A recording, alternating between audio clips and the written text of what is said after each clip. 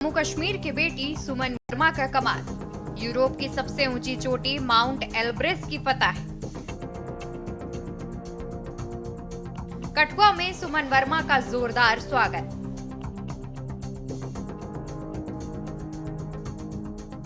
सुमन ने अफ्रीका की सबसे ऊंची चोटी नापी।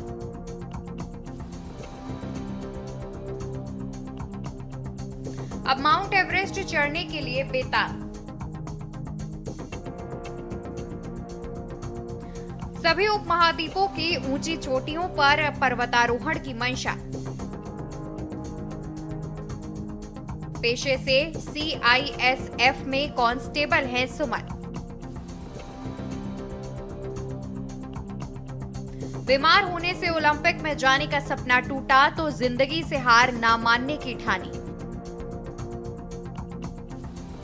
हैदराबाद में पोस्टिंग के दौरान बेसिक और फिर एडवांस माउंटेनियरिंग का कोर्स अटल बिहारी वाजपेयी इंस्टीट्यूट से किया। हीरानगर के एक छोटे से गांव कड़ेत्तर की बेटी सुमन वर्मा ने अपने बुलंद हौसलों से 7 में से 2 उपमहाद्वीपों की सबसे ऊंची चोटियों को नाप लिया। अब माउंट एवरेस्ट चढ़ने के लिए वो बेताब हैं। बीते साल अफ्रीका के सबसे ऊंचे पर्वत माउंट किलिमंजारो और इस साल माउंट एल्ब्रूस को नापकर तिरंगा फहराने के बाद सुमन चाहती हैं कि वे सभी उपमहाद्वीपों की ऊंची चोटियों पर पर्वतारोहण पूरा करें। पेशे से CISF में कांस्टेबल सुमन बेहतरीन एथलीट भी रह चुकी हैं। कठुआ लौटी सुमन का सम्मान किया गया।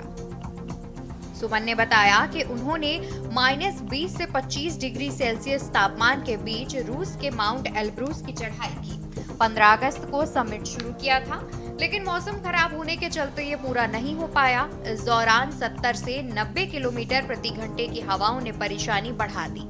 एक पल के लिए तो मुश्किल लगा, लेकिन हिम्मत नहीं हारी और दूसरा प्रयास किया। 17 अगस्त की सुबह 8 बजे उन्होंने माउंट एल्ब्रूस की चढ़ाई कर तिरंगा फहरा दिया। सुमन बताती हैं कि माउंटेनियरिंग को लेकर उनका शौक 2022 में शुरू हुआ।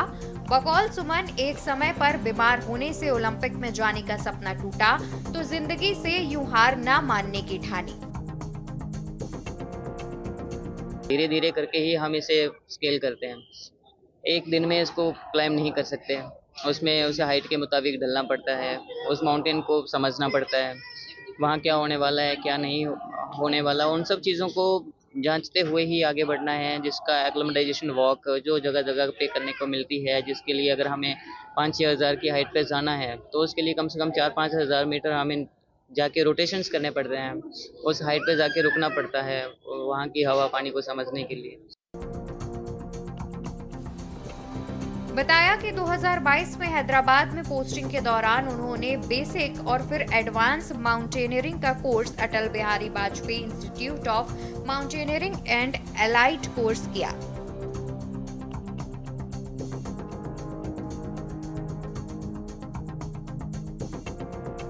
बड़ी अचीवमेंट ली है। हम ऐसा इमेजिन नहीं कर सकते थे कि लड़कियां कहीं ऐसा कर सकती हैं। तो हमें अपनी कंट्री में, अपने मोहल्ले गांव में से सिटी में घूमना हो तो इतनी परेशानी आती है। तो अपने साथ कोई सामान लिया हो तो अकेले जाना हो तो हमें सपोर्टर चाहिए साथ में हेल्प लेने के लिए। तो अपने देश से हटकर कहीं दूर फॉरेन में जाना हो, फिर भी इतनी बड़ी कठिन जो है चढ़ाई चढ़ना है माउंटेनियर, तो बहुत सारी डिफिकल्टी आती हैं। हम तो ऐसा सोच नहीं सकते कि लड़की भी ऐसा इतनी अचीवमेंट ले सकती हैं। बड़ा ही प्रेरणादायक कार्य है और बहुत ही प्रशंसाजनक कार्य है। ये यूरोप की जो हाईएस्ट पीक है माउंट एल्ब्रस, उसको पूरा स्केल करके वहाँ पे भारत का झंडा लहराकर आज यहाँ पे वापस आए।